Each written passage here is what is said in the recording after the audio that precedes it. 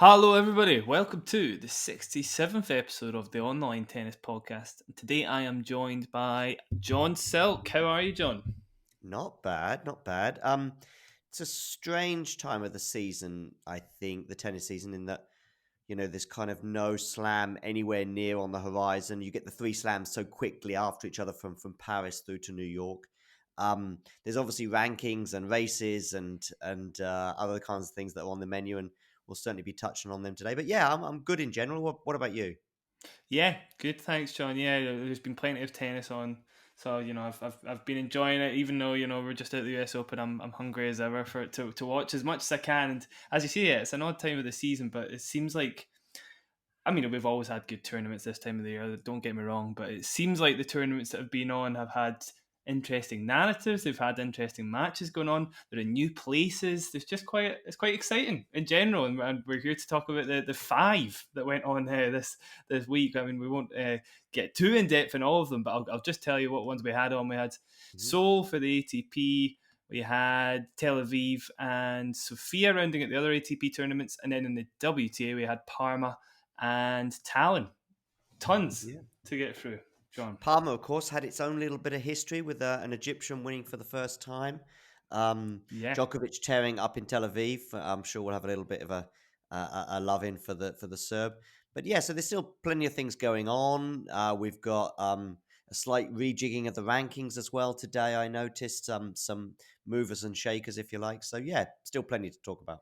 yeah. I think the main thing I would say is just the more interesting places or the new places that are coming up is great for both tours. I think Yeah, that was I mean that was Astana is my main feeling. Astana new, right? I mean, it starts today, No, right? actually, I think we have because it obviously used to be Nur Sultan, and Nur Sultan was only last year. I mean, they had it on last year and stuff. It's new as a 500, but yeah, the name Okay, of Nur Sultan changed to Astana really recently. So got it. Fair yeah, enough. so it's not a new event necessarily, but it's new as a 500 anyway. New as a big calendar event, I guess.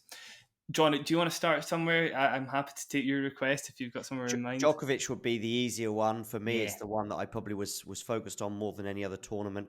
Um, I thought that when he tore it up in the first couple of rounds and he ended up winning the tournament without dropping a set. I think he only faced one break point throughout.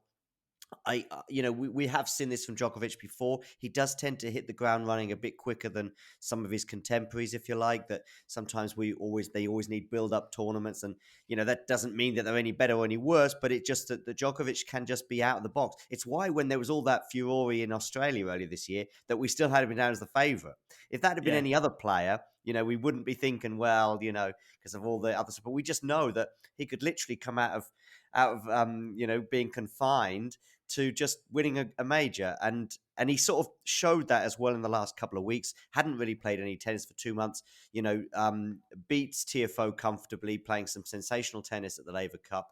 He then comes unstuck against Felix, but Felix was playing really well. But then, of course, they also had the wrist injury. But I saw in the build up to Tel Aviv that Djokovic was pretty optimistic, let's say. I mean, he obviously flew out there, and I think he used the expression "touch wood" that it won't recur, and it seemingly didn't occur as he won the tournament quite easily. But mhm. one more thing is, I have seen this with Djokovic before. He does a couple of amazing matches, but then he does come unstuck. We saw it a little bit when he sort of first came back earlier this year, having not really played much. And I think it was in Dubai, maybe was it where he made his comeback in like March time Yeah. after the Did he lose to Australian Open? Vesely? Lost Yeah, to Joey right, Vesely? exactly. Exactly. But the previous round, he tore it up, if you like. And I've used that expression because it seems to be on my mind regarding Djokovic at the moment. Um, and yeah, he does. But then I thought something similar could happen in Tel Aviv. And then suddenly he'll be in the semi-final, he'll go out, and we'll have to sort of go back to the drawing board. Not a bit of it on this occasion. I do think maybe the opposition was. I mean, he's going to get tested in Astana, of course, but maybe the draw wasn't too bad for Yeah. him. But yeah, what did you think? Yeah, I can run through the draw a bit, John. On the whole, definitely agree with you. Macro and micro, going into tournaments, Djokovic doesn't need a warm up necessarily. He will always sort of hit the ground running. Micro in that within the matches themselves, it seems like he always gets off to a quick start, and that was probably part of the story of the final, which I'll get onto. But yeah, in general, the opposition may be lacking a little. Andujar definitely not at his peak, of course, and he's not much of a hard courter in general. And Djokovic absolutely tore him up. I think there was a highlights video on Tennis TV that said something about Djokovic destroying the opposition or something like that, and he did. He was great in that match. Pospisil a much better test, and actually that was quite close. I mean, Pospisil always capable of playing really good tennis with that serve and sort of aggressive, net forays, able to pressurize any opponent. And Novak did feel the pressure, 5-1 up in the tiebreak, got back to 5-0, and it was only a couple of tight forehands after 20 odd shot rallies that Pospisil missed that separated the two. It's quite classic Djokovic in a way, but he was tested. And then of course in the semi-finals as well, Safiullin maybe does go underrated as a player because he's not had the greatest results this year, but when he's on, he hits the ball very, very big, incredibly big in fact, and it was really difficult for Djokovic, who sometimes will play a bit passively if he's feeling tight, to keep up with. And in the second set, of course, he did serve for the match. He got broken.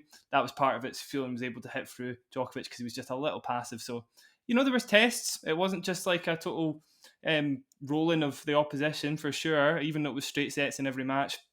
There was tough stuff he had to get through. In the final as well, Cilic, to be fair, probably one of the easier matches for Djokovic in that he knows what he's going to get with Cilic, right? And he's played him, 20 times, and 21. He's lost 21, sorry, yeah, and he's only lost twice, right? Yeah. So at least he knew what he was getting with Cilic, and sure enough, in fact, Cilic kind of let him off the hook at the very start of the match. That's what I was saying about a quick start for Djokovic, not so much for Cilic. A few double faults, just let him into a few service games. Djokovic gets one of them. It was 2 breaks of serve that made the match, and Djokovic holds every time really easily. Just very quickly on Djokovic's serving, as always. This is why he's so great, and it was particularly against Cilic, who maybe isn't the best returner in the world, but at the same time managed to claw his way into a few service games. When Djokovic was in trouble, evens on the juice court, 30-all, juice, whatever, Djokovic always came up with a serve that outfoxed Cilic, and his ability to hit both spots on that side is absolutely great. When he did face a break point on the ad court, he has that one he likes to hit down the tee the most. Maybe doesn't hit both spots as well, but he likes to hit that one down the tee, the sliding serve, and he used that in break point to save that one break point. So yeah, he came up clutch when he had a break point, and he came up clutch in general whenever he had any sort of a hint of opposition on his service games. A lot of people, certainly on tennis Twitter, and we know how reliable that is as a source. No, but a lot of people were very complimentary about his serving this week. As you said, maybe on the odd occasion he sort of maybe felt threatened. It certainly got him out of trouble. Not necessarily just the ace count, not even just the speed, but just the amount of unreturnables against Cilic was super high. But I think it's maybe 6 or 7 matches in a row that he's won now against Cilic, and I think the last one was on grass 4 years ago. So it's a pretty good run. It's not quite Monfils-esque in terms of the dominance that Djokovic has over his opponent, but it's not far off at 19-2. Not at all, and obviously, I mean that one match he won in Queens, he had a match point there as well. He was pretty close to winning there too. So yeah, it's been very Djokovic dominant, and plaudits go to him the whole time. The one other thing I wanted to say just on that Cilic match, Djokovic's ability to slow down play almost to the point where it's like you could say Djokovic was playing about 60% of his best level, which a lot of people will say as analysts, it never feels like he's trying that hard. And this was a matchup where it didn't feel like he was. He was willing to just slice the ball, keep the play slow when he needed to, roll in second serves at like 70 to 80 odd miles an hour, maybe not quite 70, but certainly as slow as 80. Just willing to let Cilic, make the errors. And it was like 4 unforced errors that got the break at the start of the second set. I think 3 unforced errors to get the first break. Just Djokovic in autopilot, basically, John. Where do we stand on Djokovic's chances over the coming tournament? So we've got Astana, obviously, this week. We'll have Paris-Bercy at the end of the month. And I guess a lot of people, again, I've got one eye already on the ATP Finals. Do we think that this will be his best chance in years, partly because he will be going in fresh, if you like, etc.? That's an understandable narrative, right? Great question. But Djokovic at the ATP Finals is such an oddity now. Absolutely. It makes no sense. This will be after the last sort of 5 or 6 years where he's barely sort of, I think he might have made a couple of semi-finals, but you're right, he's not won it in several years, but this is a completely different year for him. Yeah, to be fair, I mean, okay, yeah, he didn't win the US Open last year, but winning 3 slams out of the 4, and then winning Paris Masters going into the ATP Finals, I was like, this is, this is as good a year as any for him to win. And then it was just a sort of not a fluke from Zverev. He deserved to win that match, but just got beaten by somebody better, and it seems to be the case every year. I wouldn't have said Djokovic played much below his best. Zverev did have to really raise his level to beat Djokovic that day. He's just he's got as good a chance as any, John. But it just seems like there's players that the one thing that's what I'll say then. That's the one thing I'd say. The matchups this year maybe aren't as menacing for Djokovic. Zverev and Medvedev at their best are two players that can beat Djokovic about 50% of the time in a hard court, right? Mm-hmm. But those two And Thiem, of players, course, is another one who's beaten Djokovic in the past at the ATP Finals. And of course, yeah. I just wrote those three names down as being like they're either not there or they're there, but not sure how they'll be performing. Yeah. And actually, Medvedev's not 100% sure of qualifying. I think he probably will, but he will probably. But I more meant he's not in the best form. He's a little bit spotty and under pressure, and I wouldn't fancy him to beat Djokovic at the moment. Carlos is probably the biggest threat, and even then, it's not a certainty on a hard court. I actually think Djokovic would still be the favourite. So, yeah. No, I think this year will be. I think Alcaraz is the not unknown quantity, but the new quantity, if you like. We've seen them play on clay in Madrid this year, and that was epic. We just don't know how that will pan out as a duel, if you like, as a matchup for each player at the moment. But Alcaraz is obviously probably at least joint favourite going into that tournament. Wouldn't you agree? ATP. Yeah, definitely. Yeah, I would say so. I still think I'll make the whole article on it actually because I think matchup wise, Djokovic has quite a few advantages that make him the slight favourite in that matchup, but it's not it's not surefire. We still don't really know where Alcaraz's peak is yet, as scary as it is to say out loud. But yeah, who knows how he's going to turn up? So I still think best chance in the years, John. I agree with that. A few stats just to round out this section. Sorry, because we do have a few tournaments to get through. Unless you've got one more comment on Djokovic. I was just going. Yeah, no, that's good. Cool. I was going to say, I love this stat. It's quite good. Only 2 players this year to win a title without dropping a set. One of them's Novak. John, care to hazard a guess at who the other one is? Just to win a tournament without dropping a set. Was it Rafa in Mexico? It's Rafa. Oh, you don't have to give me the tournament, but there you go. Yeah, Rafa in Mexico is one of them. Yeah, Acapulco. There's another one. Is Rafa did it a second time. Yeah. Oh, did he? Oh, of course, in the first tournament of the year for him, at least the Melbourne Somerset. That's exactly it. Yeah, well done, John. But you've given me an easy one there. It's sort of one of the big three, if you like. I'm not necessarily an expert on the big three, but I'm more likely to be across that than I would be a 250 that maybe Alcaraz won in Rio or something like that. Yeah, fair enough. I can give you the names of the other players that did it once this year, but they're the only 2 that did it twice. Djokovic's other tournament coming in Rome, Monfils in Adelaide, Opelka in Dallas, Rune in Munich, Medvedev in Los Cabos, and Sonego in Metz are the other 5 players to do it.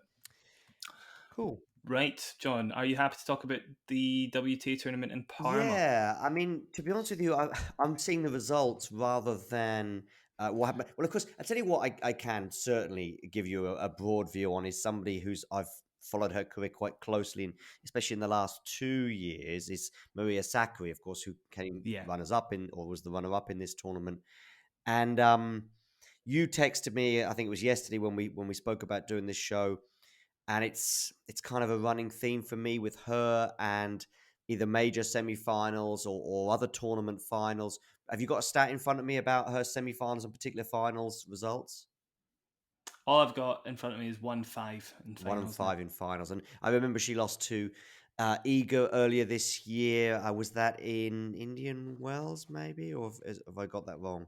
Yeah, in the final, Indian Wells, I think. So, so she had Indian Wells final, but then, of course, that was in the middle of the Iga run. But probably since that final, which would have been, I guess, end of March, there's been almost nothing from her, which is disappointing given her ability on clay. You would have expected her to do much better. She had a slightly tough draw at Roland Garros, losing to Mukova, I think, who was playing really well. Unfortunately, Mukova got injured in the next round, and so she wasn't really able to maybe show her true level at Roland Garros, if you like. So, but still, she goes out at Wimbledon. You don't really expect a lot with Maria on grass, but then, of course, she's struggling through. I think it was against Maria.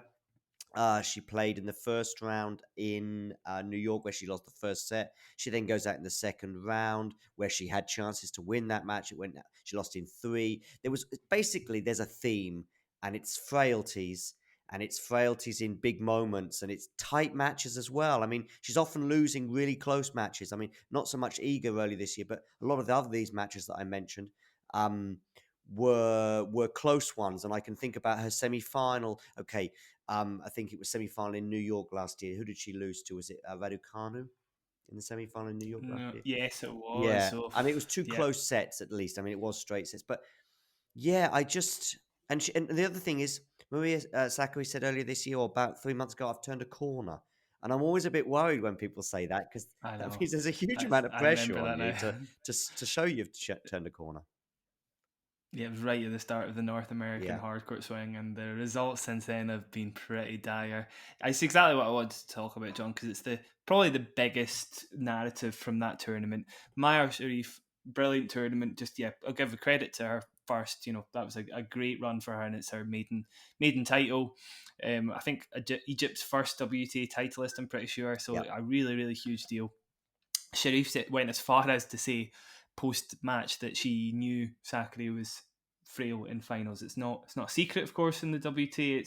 It's something that players can exploit, and frankly, our tactics were quite okay, passive because she knew that Sakkari would be willing to not willing to would give her the errors. Basically, our forehand kind of went off the boil. The serve not as accurate as it normally is.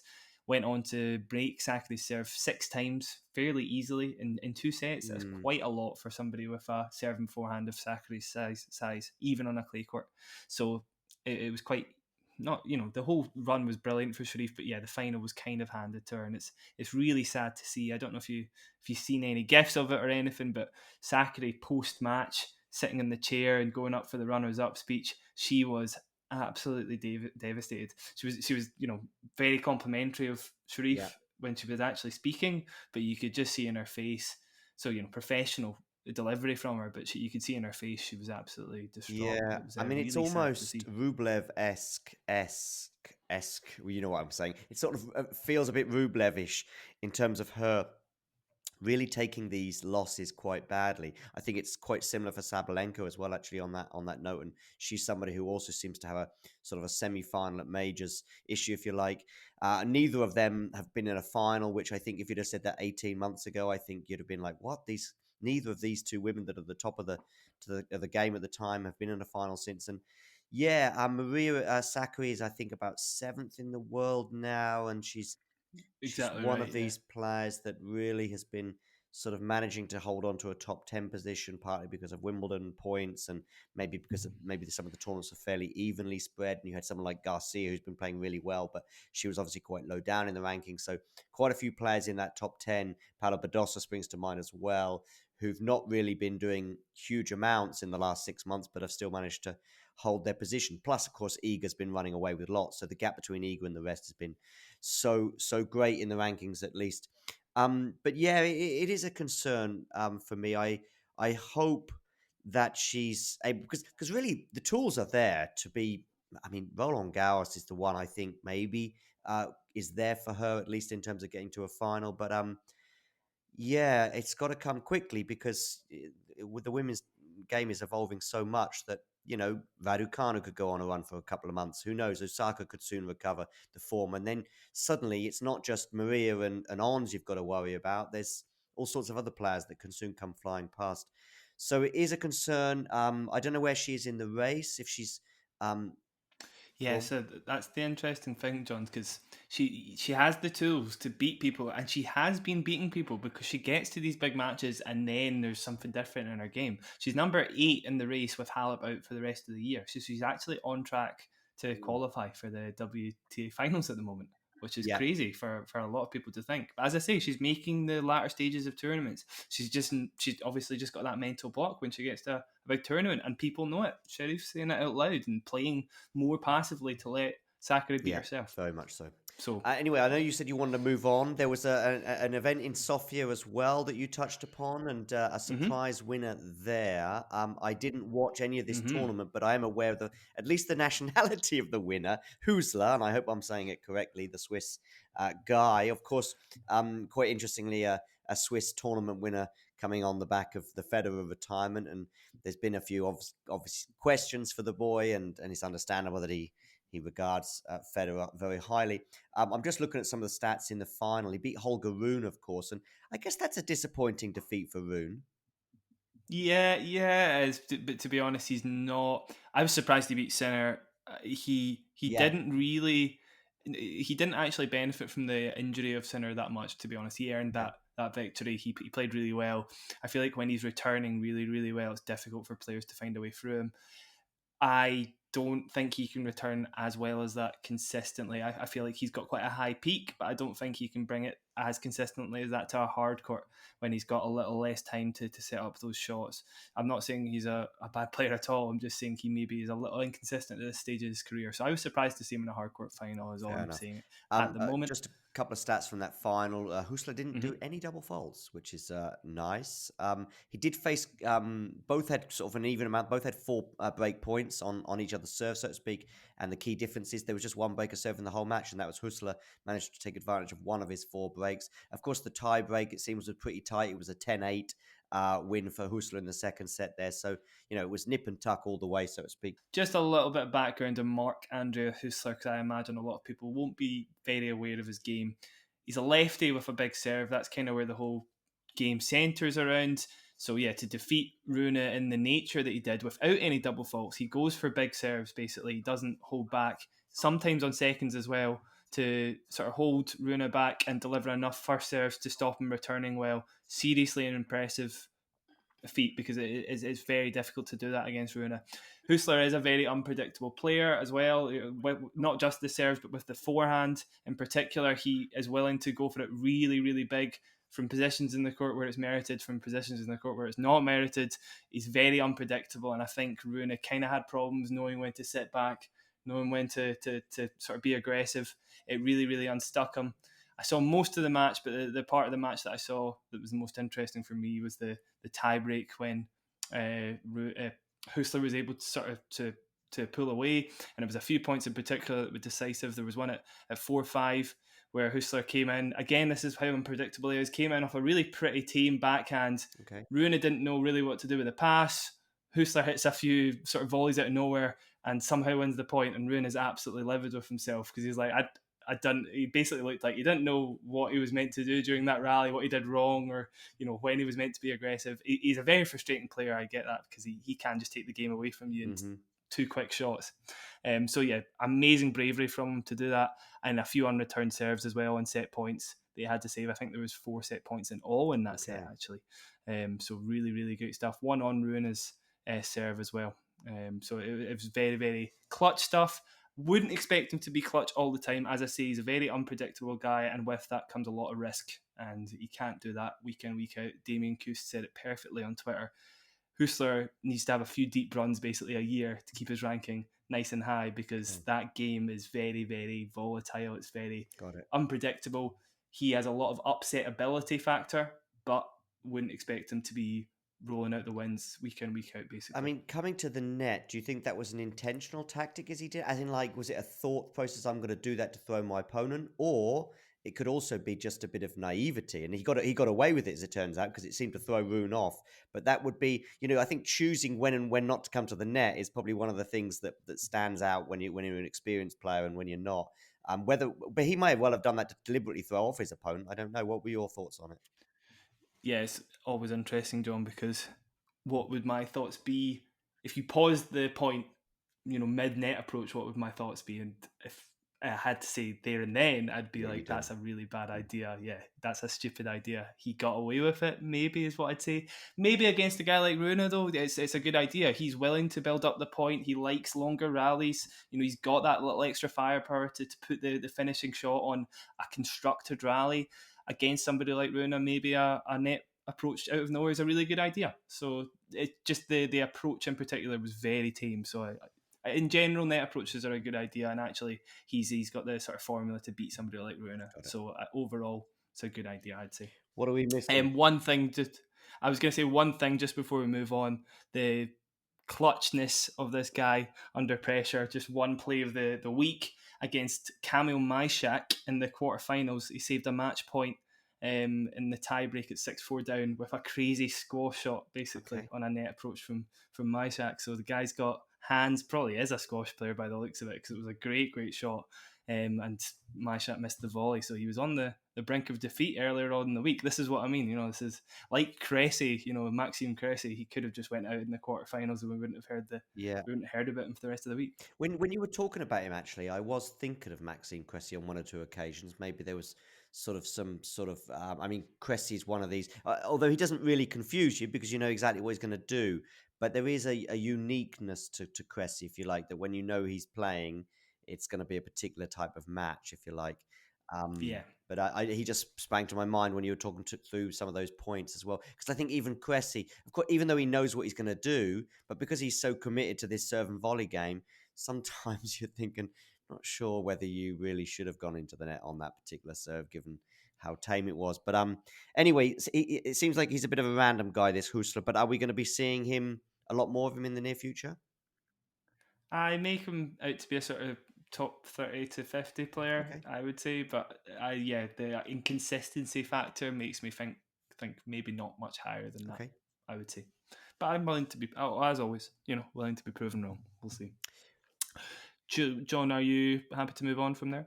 Yeah, no, I am, yeah. Yeah, happy to move on to the WTA event in Tallinn, Estonia. Yeah, obviously Kontaveit was the person getting most of the headlines there for certainly the earlier part of the week. I think there was a speech she had to give after one of her victories that she had, but it didn't work out for her in the end. No, it didn't at all. But yeah, really, really great run. I think it should be mentioned actually that although Kontaveit's maybe not had the best year, she's had a few good results here and there. Of course, in Doha, making the final there, also getting beaten by Swiatek, just like Sakkari, aforementioned. She is still a great force indoors, and she had been on a 24 match win streak indoors. That's still carried on from last year, because the last event I think she played was St. Petersburg at the start of the year in February. This is the next indoor event she played. Still playing great tennis to get to the final. Wasn't really bothered a whole lot.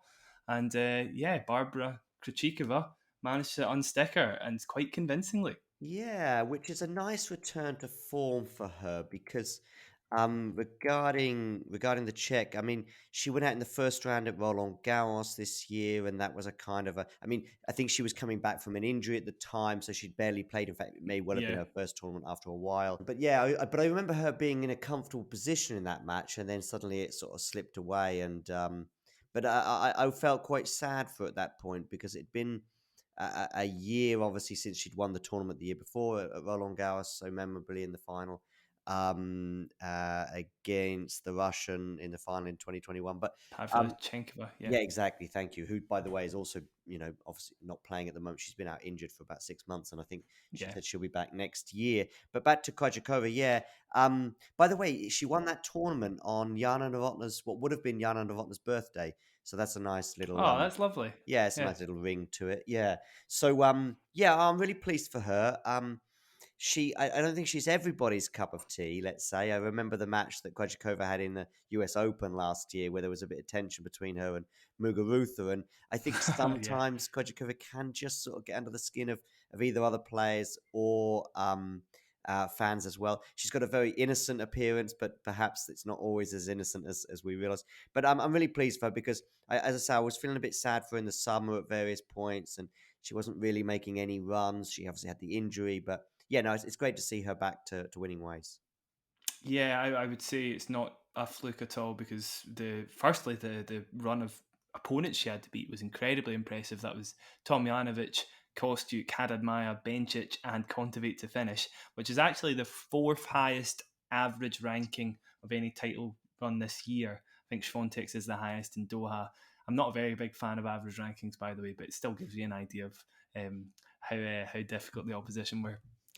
The actual match itself, yes, she won, but the nature of the win, the way she sort of tamed Kontaveit's forehand, going into Kontaveit's forehand over and over again with her own, and sometimes able to hit past it. Her forehand's great when it's on, and using her sliding serve as well in the juice court to rush Kontaveit's serve. She's got one of the best sliding serves in the business, and it's maybe a shot of hers that had waned over the last few months. So great to see her serving well as well, but particularly from the ground, slicing as well. A lot of doubles action obviously recently, having improved her slice, I would say.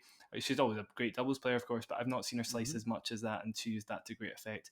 Point is, overall it was a great performance, and to stop Kontaveit hitting through her with her own forehand was incredibly impressive, and she drew a lot of unforced errors. Where are we at with the race then? I guess obviously Iga's there. I mean, Iga's also been in the news today as well. She pulled out the Billie Jean Cup, citing scheduling issues. I think most of us would be in a very sympathetic situation regarding that decision, because I, for one, I do think that there is just too much tennis on both the men's and the women's side. But anyway, back to the race. Obviously, we'll have Pegula and Ons in there. I think Garcia. I'm just having a quick look actually right now. If I'm right, I think Pegula is third in the race. Coco Gauff is fourth, with Caroline Garcia in fifth.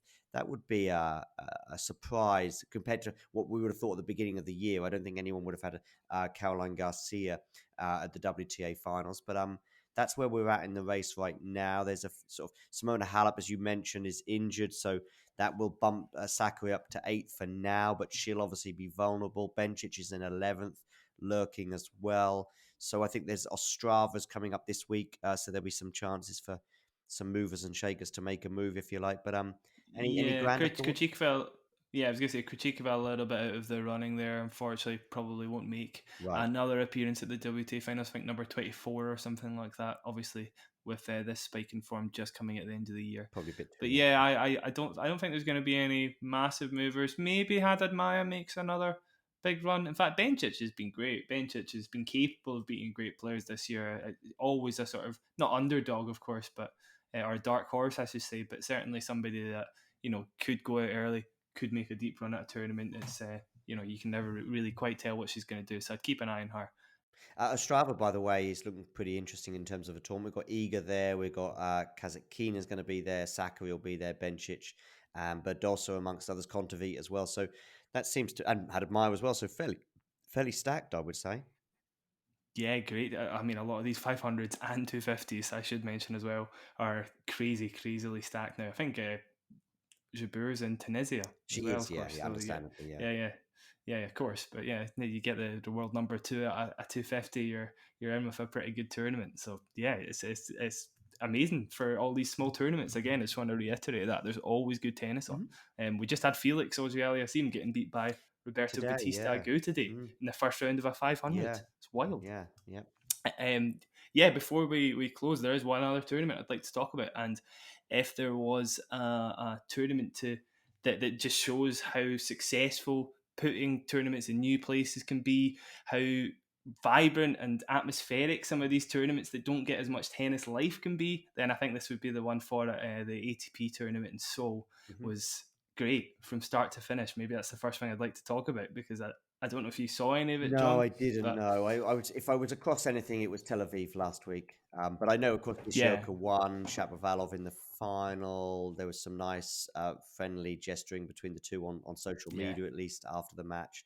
So, I mean, Nishioka obviously coming from Japan, winning in Seoul, not far away in terms of location and climate, etc. So I don't know if that had any bearing on that. But what were your thoughts? Were you across this at all? Yeah, I saw quite a lot of it. I was just going to say the crowd in Seoul in particular were great. Chapo had a lot to say about it.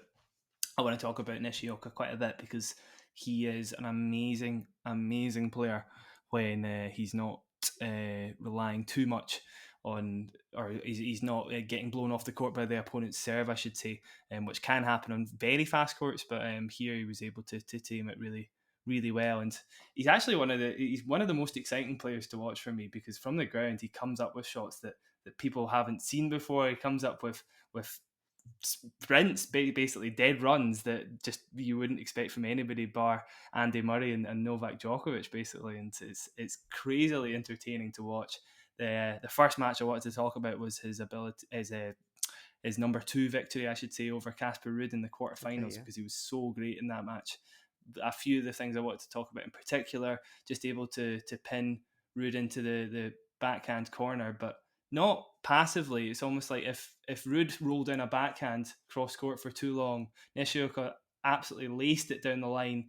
He'd then get a backhand, and he can do anything with that backhand when he gets enough pace into it, I would say. So the harder Ruud hit it into his backhand, the faster it would go flying down the line past him. So it was great, and Ruud was forced to just hit bigger and bigger. And of course, number 2 in the world, like, this guy can make his shots go incredibly quickly when he wants to. He doesn't just spin them back into play. So Ruud was forced to red line, but it was too inconsistent in the end to quite make a dent in Nishioka's armour, because from start to finish, Nishioka was great. I came across Nishioka in a press conference this year. He'd just gone out at Wimbledon, so you can imagine he was feeling a bit down. But he was also, I think, recovering from a bit of sickness. He said he'd been off for a little while with various issues with illness. Nothing like grand, but just that taken some wind out of his sails, so to speak. And he sort of highlighted that may have affected his build up for Wimbledon. But the thing that amused me was I was in there and I was the only English speaker in there. So I got the floor for about 2 or 3 minutes, if you like, with a couple of questions. But I mean, we touched on it a few weeks ago when we spoke about your experience with journalism at the Davis Cup. So, in terms of getting the questions out, being quite concise if you can be. Or I remember with a question I had, one of the questions I had was not concise at all. And I think I made it last about 40 seconds. And I think I may have lost his train of thought as a result. And he just pauses for about 30 seconds. And during this 30 seconds, it's quite an awkward silence because I'm thinking, at what point do I rephrase the question? Well, I got to 30 seconds and that's when I rephrased it. And it was just like, what's your next tournament? Which was basically what the question was anyway. Yeah, I just said yeah. basically, what's the next tournament? But I said it in about 30 seconds rather than 5. And then he responded immediately and he went off and he was quite chatty after that. But that was my experience with Yoshihito earlier this year. But he seemed quite a nice guy, and really He's a pleased lovely guy. to hear that. Yeah. I mean, as you say, that win against Casper Ruud, a bit of a landmark win, I would suggest. Yeah, for sure. I think that was the biggest deal for me, that he beat somebody that obviously made a hard court, slam final really recently. It was a huge deal for him to be able to out hit Ruud consistently from the back of the court. Not the best matchup at the same time for Ruud, who's actually now 7-9 versus lefties on a hard court now. And there's not many, if any, meetings with Rafa in that record as well. So it's not just it's basically any lefty player. So it's not, he doesn't like to get pinned into that lefty cross court backhand battle on a hard court, because he can't run around it and get to his forehand like he can on a clay court, basically. Yeah. So it's not. Obviously, his backhand's getting a lot better, and that's why he made it quite a really competitive match. But yeah, Nishioka still had too many advantages over him for Ruud to get the win in the Just end. looking at some of the points from this match, by the way, in the final against Chapo, some of the points are insane from Oh Nishioka. my god, yeah, yeah. I was about to get onto that. First thing I want to talk about very quickly is Chapo Sure. and his win over Jenson Brooksby, because he had to get a good run at a tournament at some point. Like, it was getting a little bit silly, a little bit daunting for him, because he had a pretty bad run of form. Of course, he had 6 losses on the bounce earlier in the season, so really big deal for him to get to a final again. Some tough moments again in that Brooksby match, though, despite playing well, double faulting 3 times when serving for the second set, for example. Did bring it back, though, and managed to double fault 3 times for the first set, sorry, I should say, but did manage to break again and serve out the match, and then serve out the set. And then in the second set, 40-love lead, went back to deuce. Anyway, though, yeah, scoreboard, he tends to double fault away leads like that. That's just a Chapo thing. That will always happen.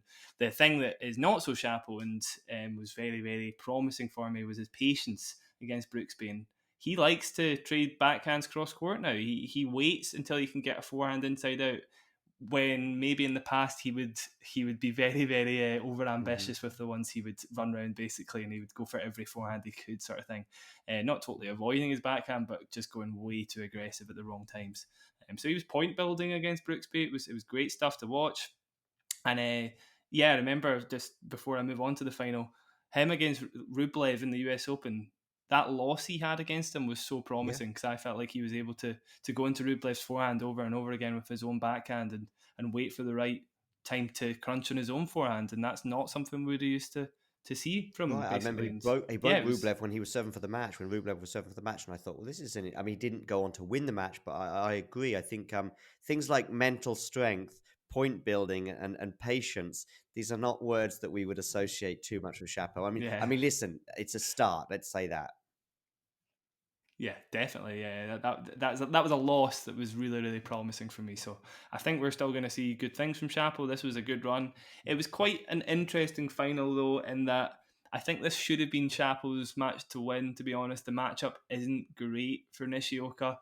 As a fellow lefty, Nishioka likes to sort of lock people in cross court, then will sort of take them out when he can step into the court and go down the line, probably finish it off with a backhand when the opponent tries to pull their forehand cross court, basically. Against Chapo, that's not as effective because going left or cross court with his own forehand goes into Chapo's forehand. Chapo has definitely got the bigger forehand and is able to dictate play in that way. But somehow Nishioka was coming out of every service game unscathed. I mean, Chapo broke once. He had, I think, 30 at least on all bar 2 service games of Nishioka, juice or 30 I should say, or he broke once of course, and Nishioka managed to serve out all of those games, and Chapo was holding his own service games really easily. So at the end of the match we had a straight sets match 6-4, 7-6, but Nishioka lost 3 more points than Chapo. Now that is incredibly rare. That does not happen often for a straight sets match like that, for the opponent to win more points than you. That doesn't happen often at this level. So it was it was a shame for Chapo, but I mean there was a few points that Chapo was hitting shots that he thought he'd won the point, and Nishioka would run it down basically, and just get it back, and it was enough for Chapo to miss the next shot, and it was so exciting to watch. And of course, Chapo said afterwards he was very annoying to play, and that's what he was alluding to, particularly at 3-3 in the first set from Love 40. Just watch the next 4 points in that game if viewers at home haven't seen it, because those 4 points were ridiculous. Chapo was basically laughing. Nishioka said thank you, by the way, when he said that. I think because it was a Twitter exchange, I know, yeah. and Nishioka said that's exactly what I want to hear. He did. He said he was happy to hear that, and he would like to play more annoying next time they play. He said. So yeah, he's a funny guy. He's really exciting to watch as well. So yeah, please give him some love next time he's on the court, because I mean you don't get 5'7" guys playing ATP tennis that often, do you? So right, Diego Schwartzman. Yeah, I think he's taller than Nishioka actually. So I'm pretty sure, maybe just by half an inch or so. Cool. That's my spiel on Nishioka. There's one last thing I'd like to talk about, John, unless you've got anything else to say about Nishioka. Nope. Hyeon Chung returned to the court this week. Did you see that? I was aware of it, and I'm also aware of the fact it's obviously been a while, but I didn't watch him play. Yeah, fair. Well, neither did I. I knew he made the semis of the doubles, so regardless of the result, to be honest, I don't think it really matters if he's making semis and doubles. You can do that regardless of what ranking you are in the ATP. You can have a few good runs, especially a home tournament, whatever. He's back on the court. He's going to be playing a challenger within a few weeks. It's great news.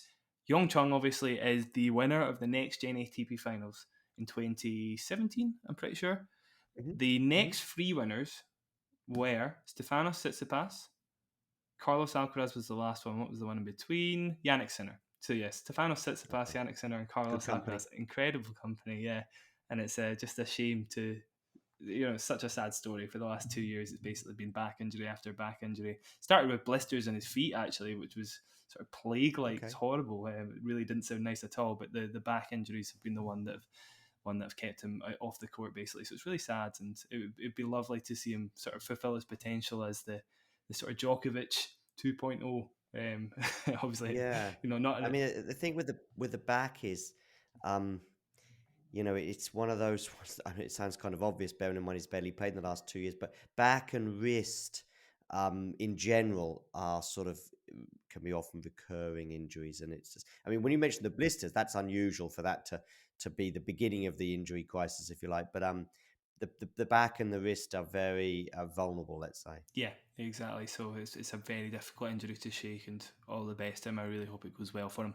But it's incredibly exciting, just as a neutral in this situation, because he's so good to watch. And anybody who's seen him will remember that win against Djokovic in Australia. Though Djokovic maybe was a little bit under par, it was almost like the changing of the guard for a lot of people. It was just like an improved version of Djokovic showing him off of his home court. So, I mean, if we can see anything like that again, I'll be happy, definitely.